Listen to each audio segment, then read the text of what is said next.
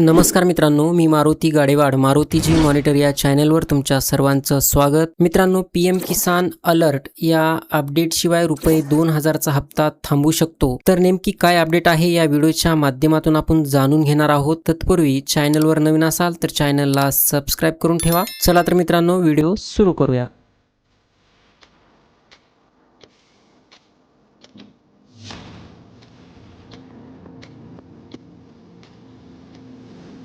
प्रधानमंत्री किसान सन्मान निधी योजनेच्या 22व्या हप्त्याची वाट पाहणाऱ्या लाखो शेतकऱ्यांसाठी एक महत्त्वाचा इशारा जारी करण्यात आला आहे. जर तुम्हाला फेब्रुवारी 2026 मध्ये रुपये 2000 पेमेंटची अपेक्षा असेल तर ही अपडेट तुमच्या तात्काळ लक्षात घेण्यासारखी आहे. दरवर्षी हजारो शेतकरी त्यांचा हप्ता चुकवतात. योजना थांबल्यामुळे नाही तर अपूर्ण ई-केवायसी, आधार समस्या किंवा छोट्या तांत्रिक चुकांमुळे. सरकारने पडताळणी नियम कडक केल्याने एक छोटीशी चूक देखील तुमचं पेमेंट विलंबित करू शकते किंवा ब्लॉक करू शकते. तुमचे पीएम किसानचे पैसे का विलंबित होऊ शकतात? तर पीएम किसान अंतर्गत पात्र शेतकऱ्यांना डायरेक्ट बेनिफिट ट्रान्सफर यानी डीबीटी द्वारे वर्षातून 3 वेळा रुपये 2000 मिळतात. तथापि सरकारने स्पष्टपणे सांगितले आहे की केवळ पूर्णपणे अपडेट केलेले डिजिटल रेकॉर्ड असलेल्या शेतकऱ्यांनाच भविष्यातील हप्ते मिळतील. पेमेंट अयशस्वी होण्याची सर्वात सामान्य कारण म्हणजे ई-केवायसी प्रलंबित आहे, जे आता सर्व लाभार्थ्यांसाठी अनिवार्य आहे. याशिवाय आधार बँक खात्याशी जोडलेले नसणे, डीबीटी सक्रिय नसणे किंवा नावाचे स्पेलिंग, खाते क्रमांक किंवा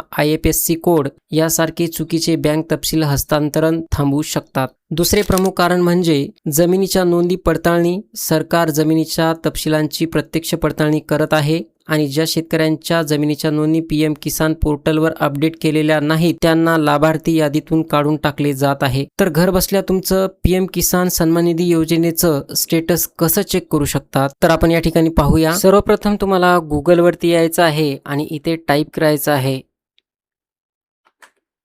pmkisan.gov.in.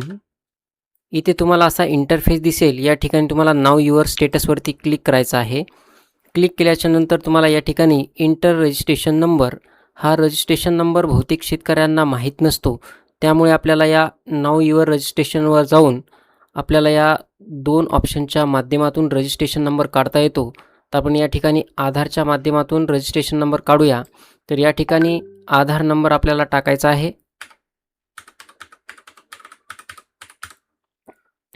आणि या ठिकाणी कॅप्चा फिल करायचा आहे.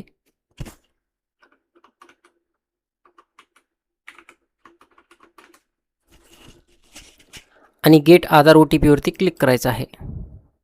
गेट आधारवरती क्लिक केल्याच्या नंतर इथे तुम्हाला OTP has been send at Aadhaar registered mobile number. तर तुम्हाला तुमच्या मोबाईल नंबरवर एक OTP येईल. तो OTP या ठिकाणी टाकायचा आहे.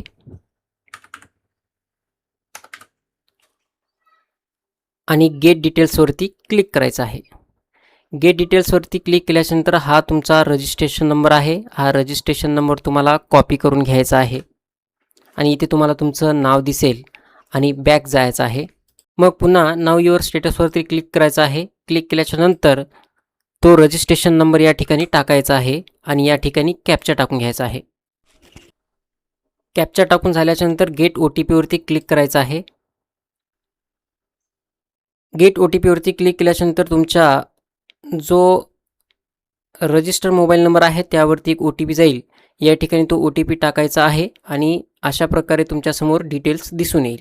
तर ह्या प्रोसेसमधून तुमची ई-केवायसी पूर्ण झाली आहे की नाही, कोणताही हप्ता प्रलंबित आहे का आणि विलंबाचे नेमके कारण काय तुमच्या स्क्रीनवर दिसते. तर मित्रांनो, 22वा हप्ता कधी जारी केला जाईल तर पीएम किसान पेमेंट सायकलनुसार दर 4 महिन्यांनी हप्ते जारी केले जातात. 21वा हप्ता नोव्हेंबर 2025 मध्ये जमा झाला होता. त्यामुळे पुढचा हप्ता फेब्रुवारी 2026 मध्ये येण्याची अपेक्षा आहे. सरकारने अद्यापही अधिकृत तारीख जाहीर केलेली नसली तरी शेतकऱ्यांना शेतकऱ्यांना त्यांची स्थिती आताच तपासण्याचा आणि दुरुस्त करण्याचा सल्ला दिला जातो। जर तुमची स्थिती प्रलंबित किंवा दर्शवत नसेल तर रुपये 2000 चे पेमेंट चुकू नये म्हणून तुमच्या जवळच्या कॉमन सर्व्हिस सेंटर यानी CSC सेंटर किंवा ब्लॉक कृषी कार्यालयाला ताबडतोब भेट द्यावी। आजचा एक छोटासा चेक तुमच्या उद्याच्या मोठ्या निराशेपासून वाचवू शकतो। तर शेतकरी मित्रांनो, ही होती PM किसान सन्मान निधी योजनेची छोटीशी अपडेट। व्हिडिओ आवडला असेल तर व्हिडिओला लाईक करा, शेअर करा आणि चॅनलवर नवीन असाल तर चॅनलला सबस्क्राईब करा। भेटूया पुढील व्हिडिओमध्ये। धन्यवाद।